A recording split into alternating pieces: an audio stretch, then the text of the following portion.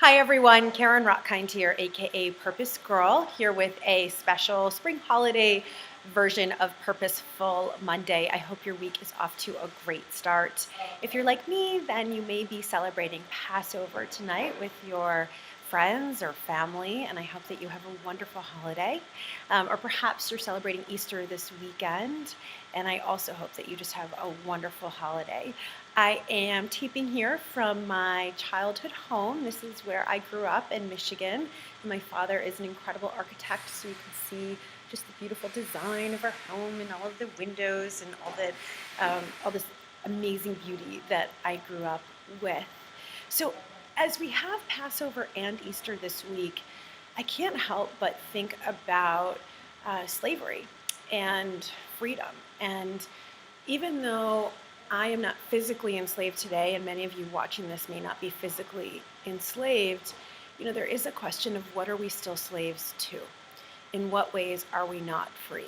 And of course, I do want to take a minute and recognize that there are people all over the world who are still slaves to others. There are young girls and women who are sex slaves. Unfortunately, we need to figure out how we can, as a global community, help these women. And of course, there are people everywhere who are still slaves, working labor all over the world. And my heart and my prayers go out to all of them.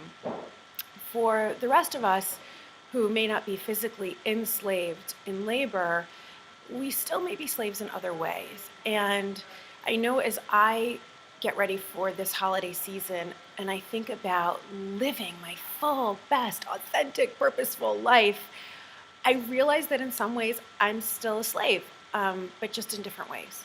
Sometimes I know that I am a slave to some very old patterns. Being in our childhood home is wonderful, and yet sometimes it still makes us revert back to who we were as kids and maybe defense mechanisms that we built then that are no longer serving us. I also think about how in my journey to fully live my purpose and support as many people as I can in loving themselves and living purposefully, sometimes I know that I'm not doing everything I can, that in some ways I'm holding myself back. And maybe you're like me and you think, I know I'm holding myself back in some ways. I did a workshop on Friday with a group of wonderful women, and one of them said, I know exactly what I want to do. I, for some reason, am just not finding the ability to do it. So what's holding me back?